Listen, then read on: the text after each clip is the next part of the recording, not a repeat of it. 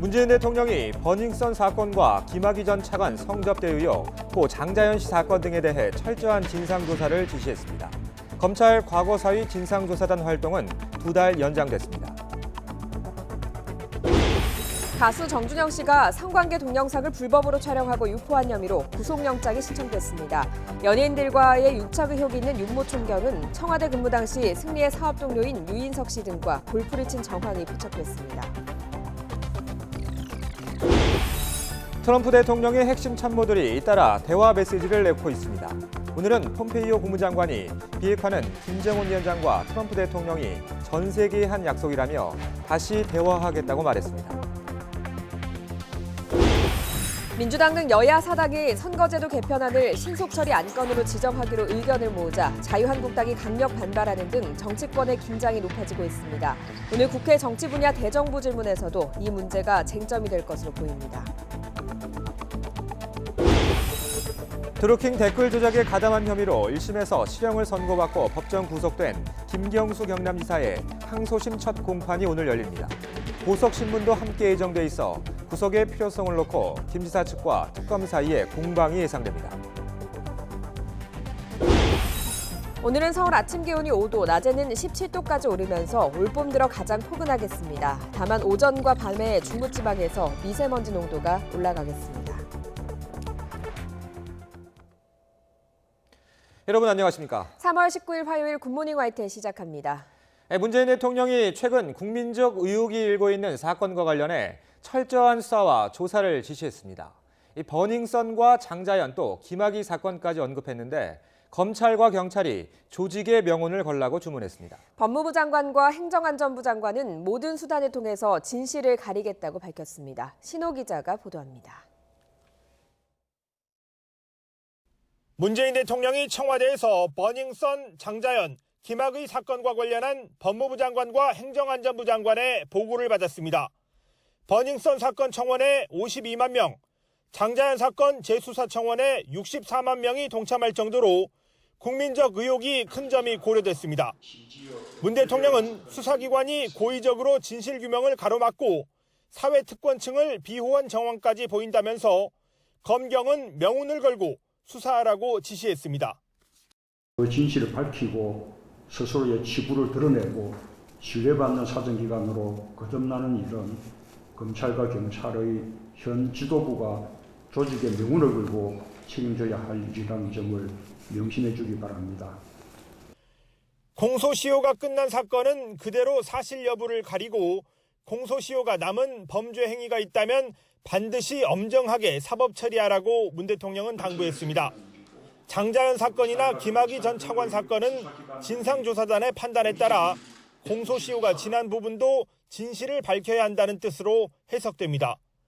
법무부 장관과 행정안전부 장관은 재수사 등 모든 수단을 강구하겠다며 기존 수사에서 잘못된 점도 설명했습니다. 법무부 장관은 김학의 전 차관 관련 사건에 대해서 기존 불기소 처분 경과 및 문제점으로 강간, 불법 촬영 및 성접대 뇌물 혐의를 충실히 규명한 수사인지 비판이 있고, 문 대통령은 버닝썬 사건은 연예인 등 새로운 특권층의 범죄 행위에 경찰과 국세청 등이 특혜를 준 의혹이 짙다면서 다른 유흥업소에 대한 수사도 지시했습니다. 승리와 정준영의 카톡방에서 경찰총장으로 불리며 수사 상황을 전해준 현 정부 민정수석실 출신 윤모 총경에 관한 직접 언급은 없었지만 정권과 관계없는 철저한 수사를 강조했습니다. 과거 정부 때 일이지만 동일한 행태가 지금 정부까지 이어졌을 개연성이 없지 않으므로 성역을 가리지 않는 철저한 수사와 조사가 필요합니다. 문 대통령은 힘 있는 사람들에게 면죄부를 주고 힘 없는 국민들은 보호받지 못한 것이 새 사건의 핵심이라고 규정했습니다. 정권과 공소시효에 관계없이 사실관계를 규명하고 국민적 의혹을 해소하라는 데 초점이 맞춰져 있습니다. YTN 신호입니다. 문 대통령의 지시에 때 맞춰 김학의 전 차관과 장자연 씨 사건 모두 새 국면을 맞게 됐습니다. 보름도 안 남았던 진상조사 기간이 2달 더 연장됐습니다. 강희경 기자의 보도입니다. 법무부 산하 검찰 과거사위원회 위원들이 회의실로 들어섭니다. 조사 실무를 맡은 대검찰청 진상조사단은 이 자리에 참석해 이번 달 말에 종료될 예정인 활동기한을 연장해달라고 요청했습니다. 과거사위가 이미 한 차례 난색을 보였지만 진상규명을 위한 물리적 시간이 부족하다며 조사단이 거듭 요청하고 나선 겁니다. 3시간에 걸친 회의 끝에 과거사위는 2개월 더 활동하기로 뜻을 모았습니다. 김학의 전 법무부 차관의 성접대 의혹과 장자연 리스트 사건, 용산 참사 사건 등 모두 3건이 연장 대상입니다. 과거사위는 김학의 전 차관과 고 장자연 씨 사건의 경우 그동안의 조사 결과를 정리하고 추가로 제기된 의혹들에 대해 조사를 마무리할 필요가 있다고 밝혔습니다. 또 용산 참사 사건은 예전 수사팀으로부터 외압이 있었다는 의혹이 제기되면서 조사팀이 재배당된 사정 등을 고려했다고 설명했습니다. 과거사위 결정을 통보받은 법무부는 내용을 검토한 뒤 입장을 발표할 방침입니다. 앞서 검찰 과거사위원회와 대검 진상조사단은 지난해 2월 출범했습니다. 이미 3차례 기간을 늘려 이달 말 활동이 종료될 예정이었습니다. 하지만 성접대 의혹 당사자인 김 전 차관이 소환에 불응하고 군 장성 연루 의혹 등이 새로 제기되는 등 조사에 난항을 겪었습니다. 장자연 리스트 사건도 유일한 목격자인 윤지호 씨 진술이 나오면서 엄정한 재조사를 촉구하는 여론이 높아졌습니다. 국민청원 덕분에 관심 가져주신 덕분에 여기까지 올 수 있었고 앞으로에 있을 더 많아질 증언자로 할 수 있는 모든 것은 성실하게 임하도록 하겠습니다. 진상규명을 촉구하는 여론이 그 어느 때보다 들끓는 만큼 이번 결정으로 국민적 의혹을 불러일으킨 사건의 진실이 밝혀질 수 있을지 주목됩니다. YTN 강희경입니다. 경찰도 카카오톡 대화방에 참여한 연예인들에 대해 처음으로 신병 확보에 나섰습니다. 불법 성관계 영상을 촬영하고 유포한 혐의를 받는 가수 정준영 씨에 대해 구속영장을 신청했습니다. 김승환 기자의 보도입니다. 경찰이 가수 정준영 씨에 대해 구속영장을 신청했습니다. 불법 성관계 영상을 촬영하고 퍼뜨린 혐의입니다. 정 씨는 지난 2015년 말부터 성관계 영상을 몰래 촬영해 지인들이 모인 카카오톡 대화방에서 공유한 혐의를 받습니다. 현재까지 파악된 피해자만 10명에 달하는 것으로 알려졌습니다. 또 이 대화방에 함께 있던 버닝썬 영업이사 출신 김모 씨에 대해서도 같은 혐의로 영장이 신청됐습니다. 앞서 경찰은 정 씨를 상대로 2차례에 걸쳐 밤샘 고강도 조사를 벌였습니다. 이른바 황금폰으로 알려진 기기를 포함해 휴대전화 3대를 제출받아 디지털 복원 작업을 벌여왔습니다. 그동안 확보한 증거 분석에 주력해온 경찰은 정 씨를 구속해서 수사해야 할 만큼 혐의가 위중하다고 판단했습니다. 이에 따라 이번 연예인 카카오톡 대화방 유출 사태 이후 처음으로 구속 사례가 나올 가능성이 커졌습니다. 앞서 정 씨는 같은 혐의로 2차례나 경찰 수사를 받았지만 모두 처벌을 피한 전력이 있습니다. 정 씨의 구속 여부는 검찰의 영장 청구를 거쳐 법원의 영장실질심사에서 결정됩니다. YTN 김승환입니다. 성접대 혐의를 받고 있는 승리 씨는 예고했던 대로 군입대 연기를 신청했습니다. 병무청은 어제 오후 승리의 현역병 입영 연기원이 대리인을 통해 접수됐다고 밝혔습니다. 그러나 위임장 등 일부 요건을 갖추지 못해 오늘까지 보완을 요구했다며 신청이 정식 접수되면 관련 규정에 따라 연기 여부를 검토할 예정이라고 설명했습니다.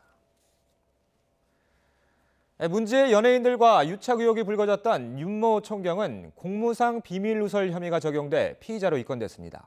윤 총경이 청와대 파견 근무 당시에도 승리의 사업 동료인 유인석 씨와 골프를 친 정황도 드러났습니다. 김대건 기자가 취재했습니다.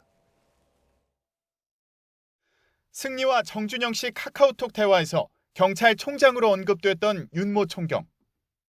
오늘 조사 어떻게 받으셨어요? 저녁에는 돈 받으신 적 있어요 혹시? 없습니다.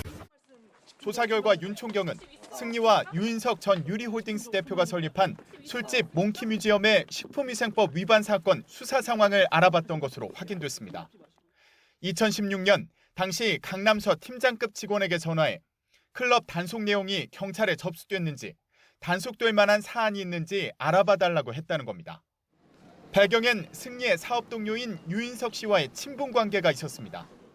윤 총경은 지난 2016년 사업가인 지인의 소개로 유 씨를 만나 2017년과 지난해 골프도 치고 식사도 했다고 진술했습니다. 만난 횟수는 10번 미만이라고 주장하는데 교류한 시기도 문제가 될 수 있습니다. 윤 총경은 강남경찰서 생활안전과장을 거쳐 지난 2017년 7월부터 1년 동안 청와대 민정수석실에서 파견 근무했습니다. 청와대 재직할 때 부적절한 만남이 있었는지 의심되는 상황입니다. 이들이 모임을 가진 정확한 시기를 확인하고 있는 경찰은 골프 비용은 누가 냈는지도 중요하게 보고 있습니다. 또 윤 총경이 직접 승리를 만난 적이 있다는 진술도 확보해 조사하고 있습니다. 경찰은 몽키뮤지엄 수사 상황을 누설한 혐의로 윤 총경 등 경찰관 3명을 입건했습니다. 또 이들에게 수사에 영향을 미치기 위한 청탁이나 금품이 전달됐는지도 파악하고 있습니다. YTN 김대근입니다. 버닝썬 수사가 시작된 이후 강남클럽 일대에서 마약 혐의로 입건된 사람은 모두 40명인 것으로 드러났습니다. 이런 가운데 경찰은 가수 승리 씨의 성매매 알선 혐의를 뒷받침할 단서도 포착한 것으로 전해졌습니다. 박광열 기자가 보도합니다. 버닝썬 사건 이후 입건된 마약 관련 피의자는 모두 40명. 버닝썬과 관련된 사람이 14명으로 3분의 1이 넘습니다. 이미 구속된 3명은 모두 손님을 유치하고 수수료를 받는 버닝썬 MD 출신입니다. 또 버닝썬에서 VIP 고객을 상대로 마약을 유통했다는 혐의를 받는 20대 중국인 여성 애나도 수사 대상입니다. 그러다 보니 단순 투약을 넘어 손님 유치 목적으로 클럽 내 조직적 마약 유통이 있었는지에 대한 의혹이 끊이지 않습니다. 경찰은 입건된 40명 가운데 유통 혐의 피의자는 10명 정도라고 설명했습니다. 버닝썬 관련 인물은 4명인데 승리 절친 이문호 공동대표도 포함됐습니다. 경찰은 앞서 마약류 검사에서 일부 양성 반응이 나온 것으로 알려진 이 공동대표에 대한 구속영장을 신청하고 수사망을 좁히고 있습니다. 버닝썬과 경찰의 유착 의혹 수사도 속도를 내고 있습니다. 구속된 전직 경찰 강모 씨가 강남경찰서 모 과장에게 사건 무마를 시도한 정황을 포착하고 휴대전화를 압수해 복원 작업을 진행하고 있습니다. 이제 버닝썬 직원과 주고받은 문자가 나온 겁니다. 이게 혹시라도 해결할 수 있겠느냐라는 데서 내가 알아봐 줄 수 있다라는 식으로 답변도 했고 이게 입담속을 하라라고 또 역으로 또 경고를 하는 그런 상황까지는 정황이 드러난 거죠. 경찰은 승리의 성매매 알선 혐의와 관련해 의미 있는 진술을 확보했다고 밝혔습니다. 또 새롭게 제기된 승리의 해외 원정 성매매, 도박 의혹까지 수사 범위를 확대했습니다. YTN 박광렬입니다. 클럽 버닝썬의 공동대표이자 가수 승리 씨의 친구로 알려진 이문호 씨의 구속 여부는 이르면 오늘 결정됩니다. 서울중앙지방법원은 마약류 관리법 위반 혐의로 구속영장이 청구된 이 씨에 대한 구속 전 피의자 신문을 오전 10시 반부터 진행합니다. 경찰은 앞서 지난 5일 이 씨를 조사하면서 모발과 소변을 제출받았고 국가수 감정 결과 일부 마약류에서 양성 반응이 나왔습니다. 폭행 신고로 버닝썬 게이트를 촉발했던 김상교 씨가 오늘 경찰에 출석합니다. 서울경찰청 사이버수사대는 오늘 오전 김 씨를 피고소인 신분으로 불러 조사할 예정이라고 밝혔습니다. 김 씨는 지난해 11월 사건 현장에 출동한 경찰관 2명과 버닝썬 이사 장모 씨의 명예를 훼손한 혐의로 고소당했습니다. 김 씨는 오늘 경찰 조사를 받기 전에 기자들에게 이번 사건과 관련한 자신의 입장과 소감을 말할 계획입니다. 어제 통일부와 국방부, 외교부의 국회 업무 보고가 있었습니다. 2차 북미 정상회담이 결렬되고 처음입니다. 동창리 미사일 발사장 재건 동향과 금강산 관광 재개 등에 관한 입장이 나왔습니다. 한현희 기자가 보도합니다. 외교부가 최우선 과제로 밝힌 것은 안정적 상황 관리와 대화 모멘텀, 즉 동력 유지입니다. 하노이 결렬 이후 미묘한 상황인 만큼 대화 지속의 필요성을 강조하고 재개를 촉진하겠다는 겁니다. 양측 간 접점을 마련할 수 있는 방안에 대해서 집중 검토하겠습니다. 이 과정에서 북미 양측이 갖고 있는 우리 정상에 대한 확고한 신뢰를 최대한 활용하고자 합니다. 최근 움직임이 포착된 북한 동창리 미사일 발사장도 도마에 올랐는데 정부는 발사 활동일 가능성에 대해서는 낮게 평가했습니다.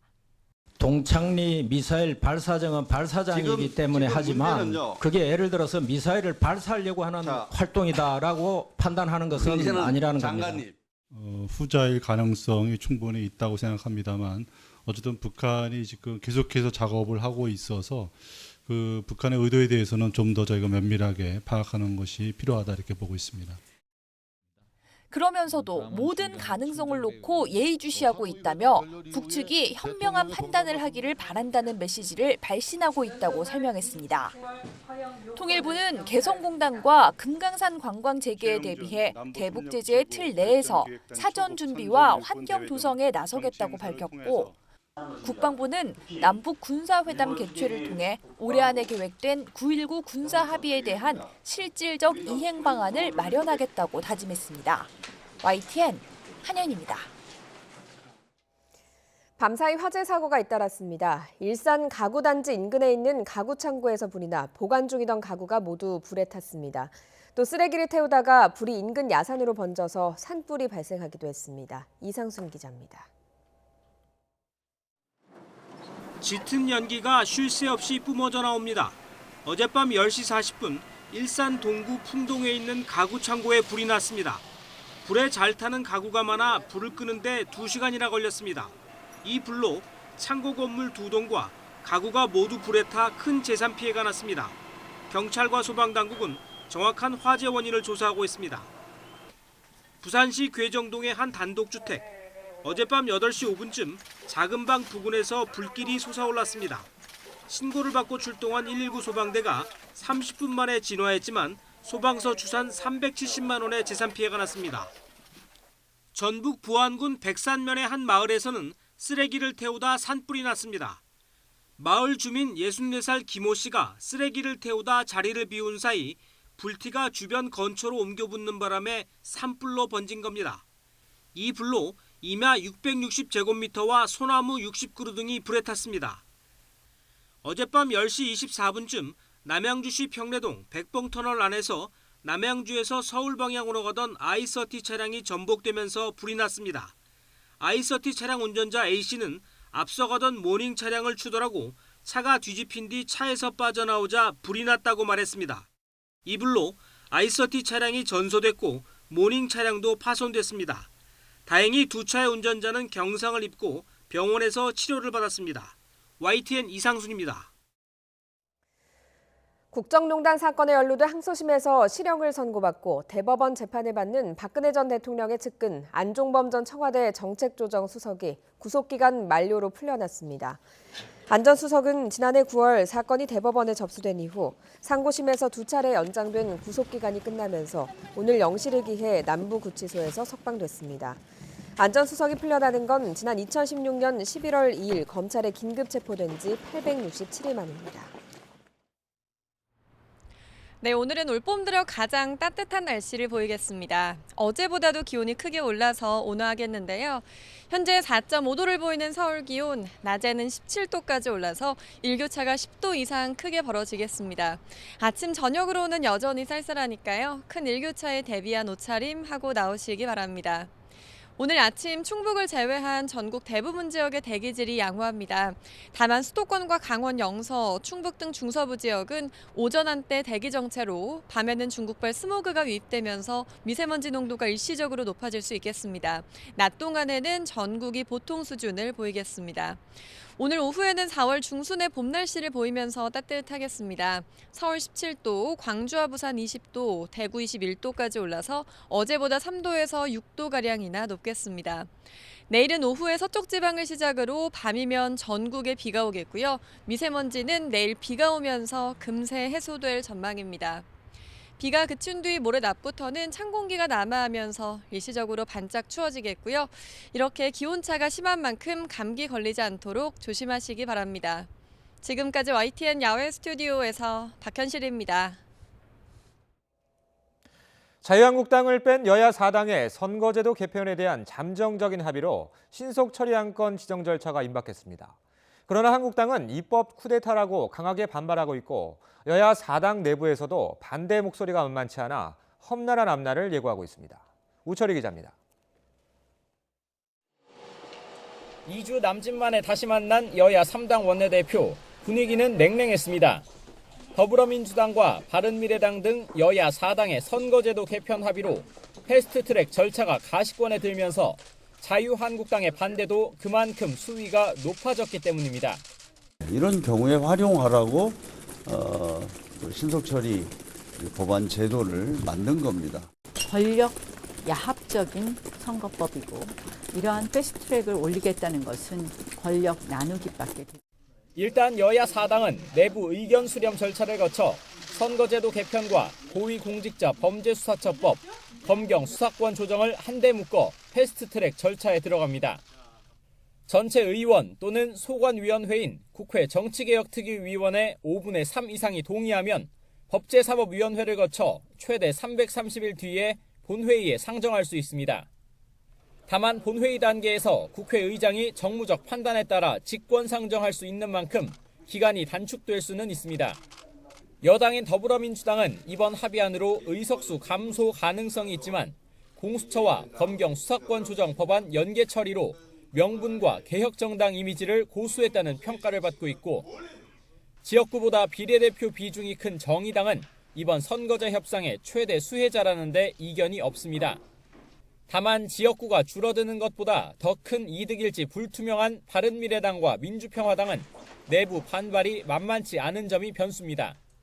당 활동을 하는 25명의 의원님 중 17사람 이상의 동의를 받기도 어려울 것으로 보입니다. 차라리 합의가 안 이루어지는 것이 길게 봐서는 나을 수 있다. 여기에 보수층 결집을 노린 한국당은 선거제 개편 합의가 범진보 진영에만 유리한 것이라며 패스트트랙을 입법 쿠데타로 규정하고 강력 대응에 나선다는 방침입니다. 할 수 있는 모든 투쟁의 수단을 동원해서 선거법 날치기를 반드시 저지해야 됩니다. 특히 제1야당이 국회 의사일정 거부와 같은 초강수를 둔다면 어렵게 문을 연 국회가 또다시 파행될 가능성도 배제할 수 없는 상황입니다. 한국당의 반발과 여야 4당 내부의 반대 목소리 속에 선거법을 패스트트랙 본궤도에 올려 통과시키기까지 지뢰밭과 다름없는 험로가 예상됩니다. YTN 우철입니다. 이처럼 여야 4당이 잠정 합의한 선거제도 개편안을 놓고 정치권의 설왕설래도 이어지고 있습니다. 내 지역구가 사라지는 것 아니냐 이런 우려와 함께 의원들 사이에서도 이해하기 어렵다는 목소리가 나오고 있습니다. 김영수 기자의 보도입니다.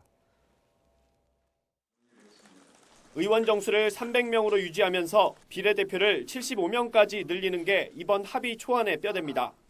지역구에서 120석, 95석, 10석을 확보한 정당이 각각 40%, 30%, 30%의 정당 득표율을 올린 상황을 가정해 보겠습니다. 먼저 50% 연동형 배분 방식을 적용하게 되는데 C당은 300석의 30%인 90석에서 이미 확보된 지역구 10석을 뺀 나머지 80석의 절반인 40석을 얻게 됩니다. 이럴 경우 이미 일정 수준 이상의 지역구를 확보한 A, B당은 1차 배분에서 비례대표 의석을 받지 못합니다. 2차 배분은 남아있는 35석을 단순하게 정당 득표율대로 나눠 갖는 방식입니다. 이렇게 되면 각 당이 가지는 전체 의석은 134, 105.5, 60.5석이 됩니다. 지역구와 비례대표 비율은 그대로 두고 연동형 방식 없이 병립형으로만 비례대표를 나누면 각각 150, 117.5, 32.5석을 얻어 앞선 결과와 큰 차이를 보입니다. 50% 연동형 배분 방식의 효과입니다. 각 정당이 얻은 비례대표는 전국을 6개 권역으로 나눠 배분하게 되는데 앞선 과정을 반복해 현행 선거제도보다 훨씬 난해한 고차방 정식입니다. 복잡한 선거제도에 석패율제까지 도입하기로 한 상황이어서 정치권에서는 제도 자체를 이해하기 어렵다는 목소리까지 나옵니다.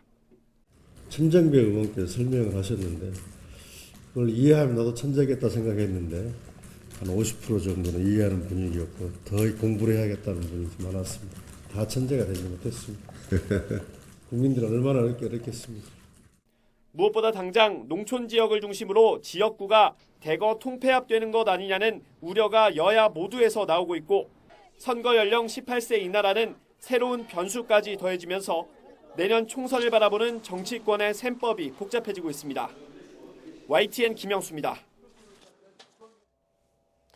이런 가운데 정치개혁특위 심상정 위원장의 발언이 논란이 되고 있습니다. 선거제 개편과 관련해 복잡한 산술 방식은 전문가들이 손을 봐야지 국민은 알 필요가 없다고 말한 건데요. 자유한국당 나경원 원내대표는 국민도 알 필요가 없는 기형적 제도냐고 비판했고 심 위원장은 말꼬리를 잡지 말라고 맞섰습니다. 영상으로 확인해 보시죠.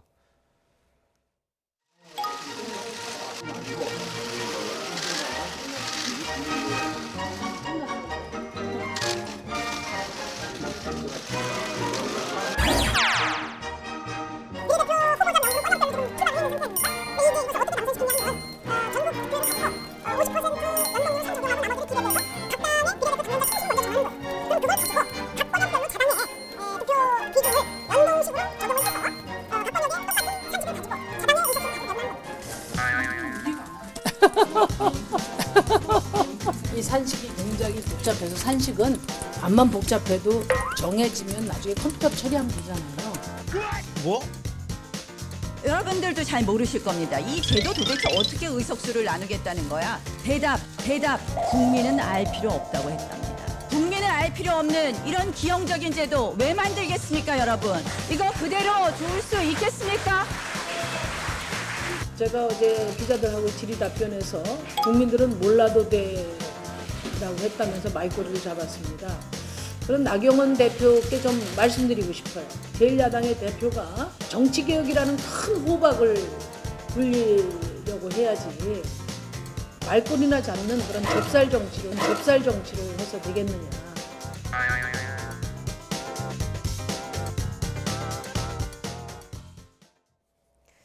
김경수 경남지사의 항소심 첫 공판이 오늘 열립니다. 보석신문도 함께 예정돼 있어서 김 지사가 한 달여 만에 법정에서 어떤 심경을 밝힐지 관심입니다. 김대겸 기자가 보도합니다. 김경수 경남지사가 오늘 오전 항소심 첫 재판을 받기 위해 법원에 출석합니다. 지난 1월 1심에서 드루킹 일당의 댓글 조작 공모 혐의로 징역 2년을 선고받고 법정 구속된 지 48일 만입니다. 재판 첫날 재판부는 검찰과 변호인단의 항소 이유를 듣고 쟁점을 정리할 예정입니다. 증언 외에는 직접 증거가 없는 만큼 김 지사 측은 김동원 씨 등 드루킹 일당을 증인으로 요청해 진술의 신빙성을 다툴 예정입니다. 보석신문도 함께 진행됩니다. 김 지사 측은 도정 공백 우려를 언급하며 현직 도지사로서 도주와 증거인멸 우려가 없다는 점을 강조하며 석방을 호소할 예정입니다. 반면 보석에 반대하는 허익범 특검 측은 불구속 재판 시 증인 회유 가능성 등을 언급하며 맞설 것으로 보입니다. 앞서 김 지사는 1심에서 실형을 선고받은 직후 재판부를 강하게 비판했습니다. 재판 과정에서 밝혀진 진실은 외면한 채 특검의 일방적 주장만 받아들인 재판부의 결정을 도저히 납득할 수 없다. 이후 1심 재판장의 사법농단 연루 의혹을 문제 삼으며 양승태 사법부의 정치보복 논란까지 일었고 정치권 공방으로 비화되기도 했습니다. 1심 선고 뒤 한 달여 만인 오늘 외부에 처음 모습을 드러내는 만큼 김경수 지사가 어떤 심경을 밝힐지 주목됩니다. 논쟁적 발언 대신 불구속 재판의 필요성에 집중할 거란 전망이 우세합니다. YTN 김대겸입니다. 지난해 한국환경공단 임원 공모에서 청와대 추천 후보가 탈락하자 김은경 전 환경부 장관의 최측근이 직접 청와대로 찾아가 경위를 설명한 것으로 드러났습니다. 환경부 산하기관 특혜 채용 의혹을 수사하는 서울 동부지검은 최근 김 전 장관의 정책보좌관을 지낸 이모 씨의 조사 과정에서 이런 내용의 진술을 확보한 것으로 전해졌습니다. 이 씨는 지난해 7월 한국환경공단 상임감사 공모가 무산된 뒤 청와대와 관계 악화를 우려해서 직접 청와대 균형 인사비서관실을 방문한 것으로 알려졌습니다. 이 씨는 YTN과의 통화에서 당시 청와대에서 추천한 인사가 떨어진 경위를 자세히 설명했을 뿐 인사에 개입한 건 아니라고 설명했습니다. 다음 주 장관 후보자에 대한 인사청문회를 앞두고 후보자들의 부동산을 둘러싸고 논란이 계속 불거지고 있습니다. 최영 기자가 짚어봤습니다. 진영 행정안전부 장관 후보자의 지역구이자 주상복합단지가 들어서는 서울 용산구 한강로 3가입니다. 진 후보자의 부인은 지난 2014년 이곳 땅 109제곱미터를 공시지가의 절반인 10억 2천만 원에 샀습니다. 그리고 2년 뒤 재개발 사업이 재개되면서 아파트와 상가 등 무려 26억 원어치의 분양권을 받았습니다. 재개발 보상책에 반발해 철거민 6명이 숨진 용산 참사 발생 지역에서 불과 350m 떨어진 곳입니다. 이에 진 후보자 측은 용산구에서 전세로 살다가 평생 거주할 목적으로 토지를 매입했는데 결과적으로 시세 차익이 발생한 점에 송구하다고 해명했습니다. 최정호 국토교통부 장관 후보자는 이른바 꼼수 증여를 둘러싼 논란도 계속되고 있습니다. 장관 후보자 지명 직전 20년 넘게 살던 분당의 아파트를 돌연 딸 부부에게 넘긴 뒤 월세 계약을 맺고 살고 있습니다. 이미 서울 잠실의 아파트를, 세종시엔 아파트 분양권을 갖고 있어 다주택 논란을 의식해 꼼수를 부린 건 아닌지 눈총받는 대목입니다. 국토교통부 장관이 이런 예컨대 현 정부가 추진하고 있는 주택 정책에 맞지 않는 행동을 하거나 태도를 보인다고 하면 어떻게 국민들이 그걸 신뢰하고 국민들이 또 거기에 그 정책을 믿을 수가 있겠습니까? 예. 여기에 조동호 과학기술정보통신부 장관 후보자는 장인이 조 후보자 부인에게 증여한 경기도 양평 농지가 탈입니다. 매입한 지 불과 4년 만에 국도가 들어서면서 값이 급등한 데다가 실제 농사를 짓지 않아 농지법 위반이 아니냐는 의혹이 나옵니다. YTN 최아영입니다. 국회는 오늘부터 대정부 질문을 시작합니다. 첫날인 오늘은 정치 분야로 선거제 개혁안과 공수처법, 검경 수사권 조정안 등 여야 사당이 추진 중인 신속처리 안건 지정, 패스트트랙이 쟁점이 될 것으로 보입니다. 또 드루킹 댓글 사건과 정부 7개 부처 개각, 낙하산 인사 의혹 등 다양한 주제를 두고 대대적인 공세가 예상됩니다. 우리 공군의 중단거리 유도미사일 천궁이 정비 과정에서 갑자기 발사돼서 공중에서 폭발했습니다. 공군은 비정상적으로 날아갔다고 밝혔습니다. 보도에 김세호 기자입니다. 강원도 춘천 상공에 비행운이 선명하게 남아 있습니다. 오전 10시 38분 강원도 춘천 모 공군부대에서 중거리 지대공 유도미사일인 천궁 한 발이 갑자기 발사됐습니다. 발사된 미사일은 7km를 날아간 뒤 곧바로 폭발했습니다. 근처 주민들은 요란한 비행음과 폭발 소리에 크게 놀랐습니다. 소리가 나서 올려다보니까 왜 저 비행기인가 이렇게 가면 이렇게 줄이 쫙 가잖아요. 연기줄 이렇게 줄 한 줄 그렇게 쫙 이렇게 올라갔어요. 하늘에. 소리도 크고. 네. 최대 사거리 40km인 천궁은 적 항공기와 미사일을 격추하는 유도탄으로 한국형 미사일 방어의 핵심 무기입니다. 사거리 내 모든 방향을 방어하는 성능을 지녀 한국판 패트리어스로 불리는데 내년까지 실전 배치를 완료할 예정입니다. 공군은 사고 당시 계획 정비를 하던 중 천궁이 비정상적으로 날아갔다고 밝혔습니다. 이어 천궁 유도탄은 비정상 상황 발생 시 안전을 위해 스스로 폭발하도록 설계됐다며 지금까지 인명피해나 물적 피해는 확인되지 않았다고 말했습니다. 공군은 사고조사본부를 구성해 조작 실수와 기계 오작동, 소프트웨어 오류 등 모든 가능성을 열어놓고 조사를 벌일 계획입니다. YTN 김세호입니다. 불이 난 차량에서 엑셀을 밟은 채 잠든 만취 운전자가 주민들 덕분에 목숨을 구했습니다. 어제 오전 8시쯤 경남 김해시 동상동의 도로에서 불난 차량에 갇힌 20대 운전자를 69살 최모 씨와 48살 김모 씨가 구했습니다. 주차된 차를 들이받은 20대 운전자는 가속기를 밟은 채 잠이 든 상태였고 면허 취소 수준인 혈중 알코올 농도 0.17%의 만취 상태였습니다. 자칫 불이 난 승용차가 폭발할 수도 있는 위험천만한 순간이었지만 두 사람은 조금도 머뭇거리지 않고 생명을 구했다고 소방당국은 전했습니다. 경찰이 폭행과 공갈 협박 의혹을 받는 손석희 JTBC 대표와 프리랜서 기자 김웅 씨의 휴대전화 내용 분석에 착수했습니다. 서울 마포경찰서는 지난주 손 대표에게서 휴대전화 한 대를 제출받았고 어제 김 씨에게서 전화를 넘겨받았습니다. 앞서 지난 1월 김 씨는 손 대표를 폭행 혐의로 경찰에 신고했고 손 대표는 공갈 미수와 협박 등의 혐의로 김 씨를 검찰에 맞고소했습니다. KT 세노조가 황교안, 정가윤 의원 등 유력 정치인 자녀들이 KT 유관부서에서 근무한 사실을 언급하며 의혹 규명을 촉구했습니다. KT 세노조는 어제 긴급 성명을 통해서 황교안 한국당 대표가 법무부 장관이던 시절 황 대표의 아들이 KT 법무실에서 근무했고 정가윤 한국당 의원 아들은 KT 대외협력실 소속으로 국회 담당이었다고 말했습니다. 또 김성태 의원 딸 채용비리 당시 6명이 추가로 연루돼 있다는 의혹이 제기됐다며 오는 4월 열리는 KT 청문회에서 채용비리 등 경영 전반을 다뤄야 한다고 요구했습니다. KT 세노조가 제기한 아들 채용 비리 의혹에 대해서 한국당 황교안 대표는 어떠한 부당한 영향력도 없었다면서 음해 생산이라고 강하게 반박했습니다. 황 대표는 대변인을 통해 아들은 공직에서 퇴임한 후인 2012년 1월에 KT에 입사했고 법무부 장관 취임 전 사내 법무팀으로 이동했다고 해명했습니다. 정가빈 의원 역시 아들은 노무현 정부 때인 지난 2004년 공채로 입사했다며 대응할 가치가 없다고 일축했습니다.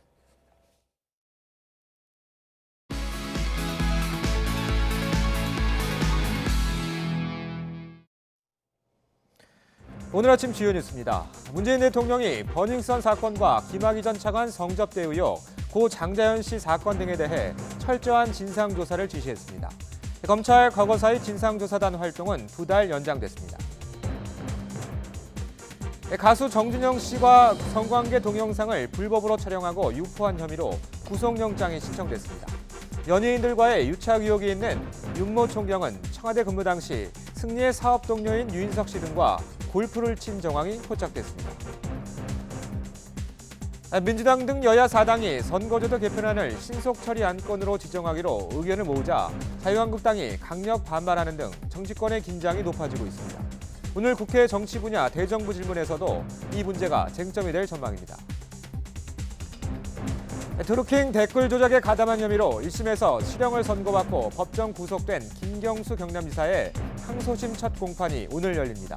보석 신문도 함께 예정돼 있어 구속의 필요성을 놓고 김 지사와 특검 사이 공방이 예상됩니다. 오늘 아침 주요 뉴스였습니다.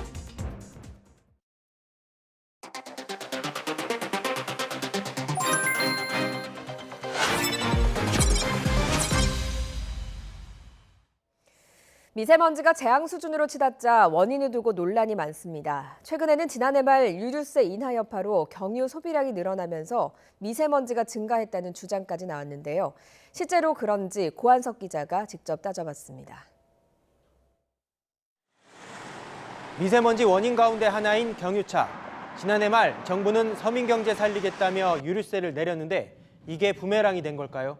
차량용 경유 소비량은 역대 최고치로 늘었고 대한민국은 역대 최악의 미세먼지 속에 갇혔습니다.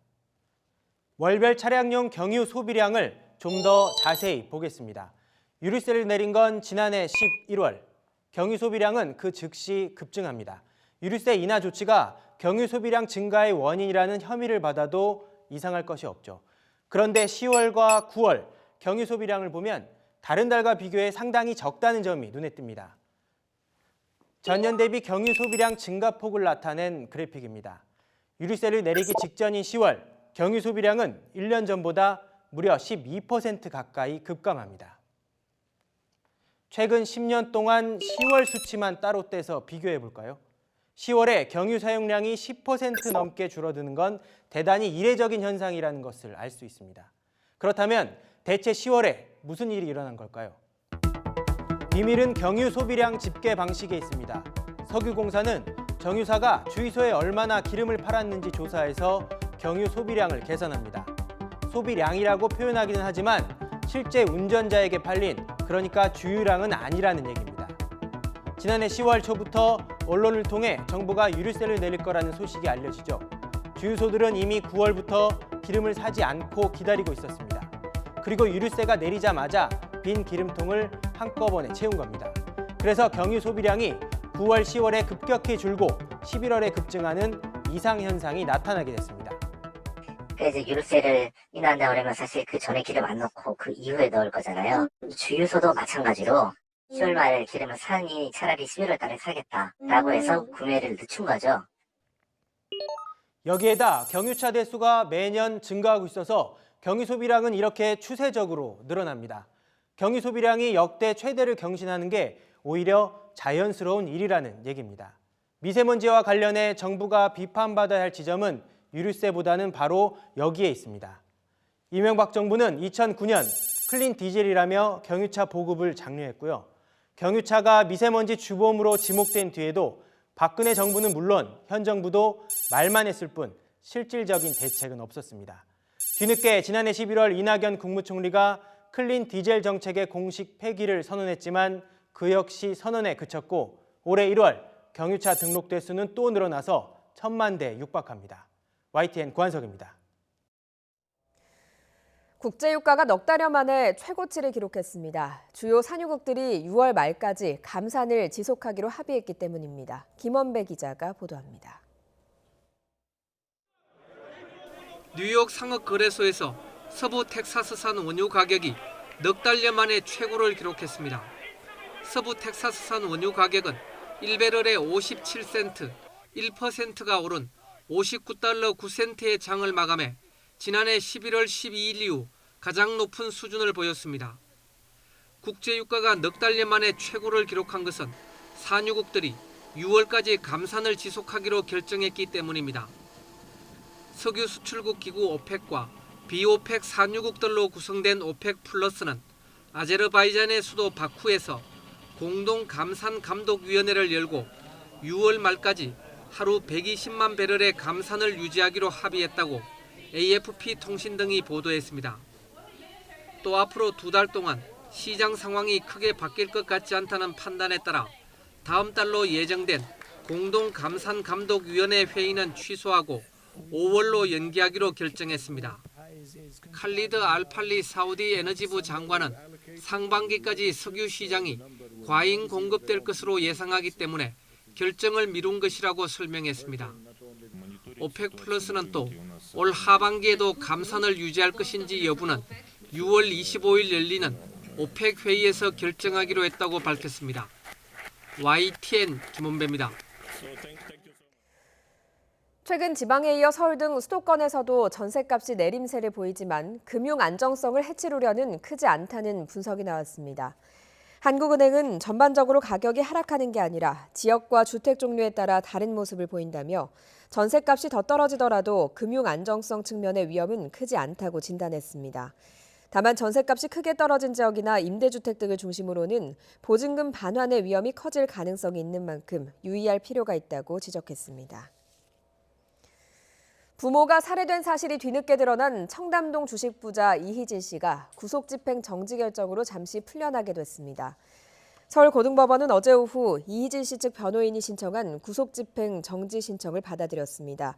이 씨 측 변호인은 어제 오전 이 씨를 찾아와 부모의 부고를 알린 뒤 법원의 장례 절차 등을 위해 잠시 구속을 풀어달라고 요청한 것으로 알려졌습니다.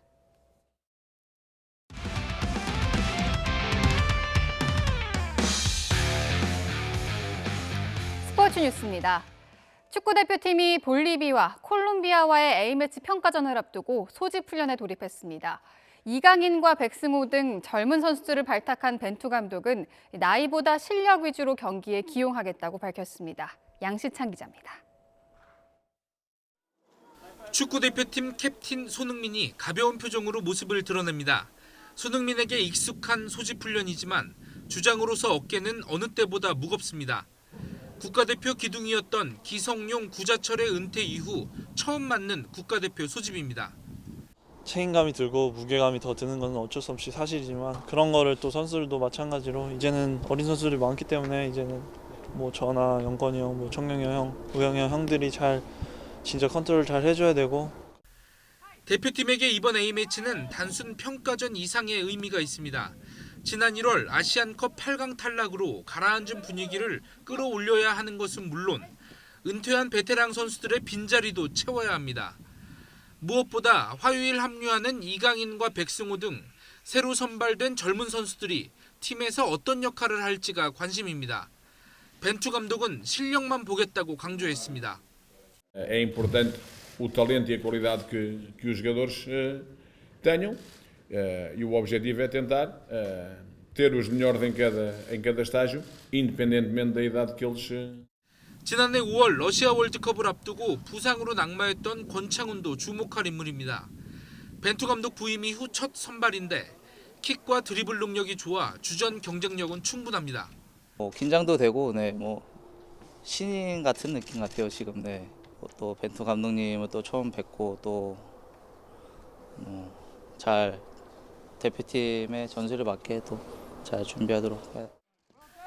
대표팀은 오는 22일 울산에서 볼리비아와 오는 26일 서울에서 콜롬비아와 맞붙습니다. 파주 훈련장에서 소집 훈련을 시작한 축구대표팀은 오는 21일 울산으로 이동해 볼리비아와의 평가전에 대비할 계획입니다. YTN 양시창입니다. 이번 주말 개막하는 프로야구 KBO 리그에서는 어느 해보다 풍성한 기록 달성이 예상돼 보는 재미를 더해줄 전망입니다. 올 시즌 예상되는 각종 기록들과 관전 포인트를 김상익 기자가 짚어봤습니다. 야구의 묘미는 뭐니뭐니 해도 거퍼들의 홈런쇼입니다. 지난해 44개 아치로 홈런왕에 올랐던 두산 김재환과 SK 최정은 4년 연속 30홈런에 키움 박병호는 리그 최초로 4년 연속 40홈런에 도전합니다. 15년 연속 두 자릿수 홈런에 도전하는 한화 김태균은 빙글의 장종훈, 삼성 양준혁에 이어 이 부문 세 번째 기록 보유자 등극이 유력합니다. 마운드에 선 롯데 손승락이 오승환의 통산 최다 세이브 277세이브까지 15세이브를 남기고 있고 리그 최초 10년 연속 두 자릿수 세이브와 8년 연속 20세이브 달성도 동시에 노리고 있습니다.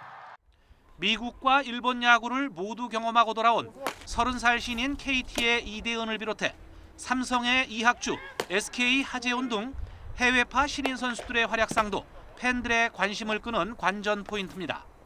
설레는 마음도 있고 같이 이제 한국 선수들이랑 같이 이렇게 뭔가 이제 시작을 하는 거니까 재밌을 것 같고 기대하고 있습니다. 노장들의 투혼도 눈여겨볼 만합니다. 지난해 양준혁의 통산 최다 안타 기록을 넘어선 LG 박용택은 2,400안타 달성을 눈앞에 두고 있고 2001년 삼성에 입단한 박한희는 127경기를 추가하면 정성훈이 갖고 있는 한 구단 출장 기록 2,223경기 기록을 넘어섭니다. 두산의 배영수와 권혁도 세 둥지에서 의미 있는 기록에 도전합니다. 현역 최다승 투수 배영수는 140승까지 3승을 남긴 가운데 권혁은 안지만의 개인 최다 홀드 기록 경신을 노립니다. 이 밖에 키움의 박병호, 기아의 최영우, 롯데 이대호는 나란히 리그 최초로 6년 연속 100타점이라는 대기록에 도전합니다.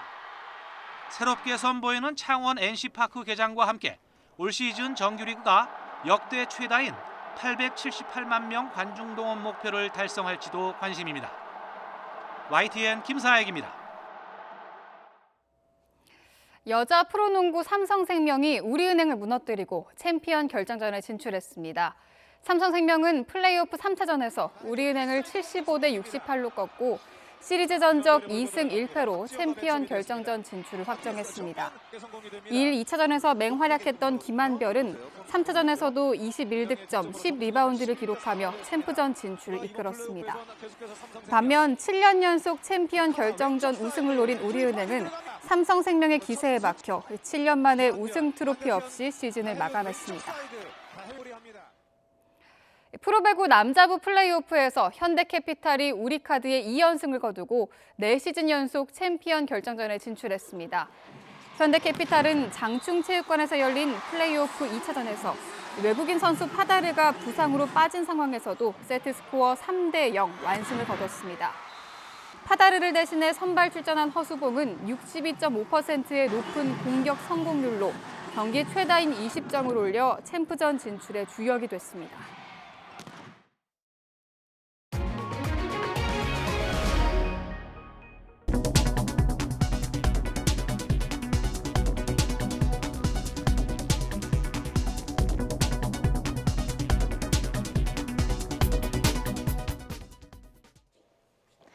오늘은 때이른 4월의 봄 날씨가 이어지면서 내륙의 봄꽃도 활짝 피기를 재촉하겠습니다. 오늘 서울 낮 기온은 17도, 광주 20도, 대구는 21도까지 올라서 어제보다 조금 더 포근하겠습니다. 다만 아침과 저녁으로는 쌀쌀합니다. 아침과 낮과 밤으로 10도 이상 크게 나는 일교차는 조심하셔야겠습니다.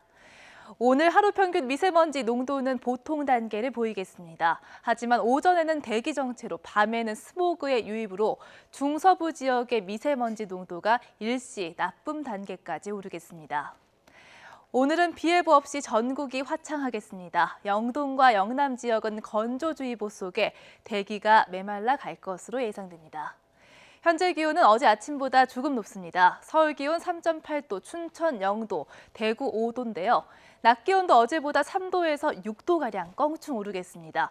서울이 17도, 청주와 안동 20도, 대구 21도, 제주 16도, 강릉 22도까지 높아지겠습니다. 내일 오후 서쪽 지역을 시작으로 모레 오전까지 전국에 비가 오겠습니다. 비가 그친 뒤에는 기온이 다소 떨어지면서 금요일과 주말 사이에는 예년보다 쌀쌀한 봄 날씨가 찾아오겠습니다. 날씨 정보였습니다. 굿모닝 YTN 2부 잠시 뒤에 이어집니다.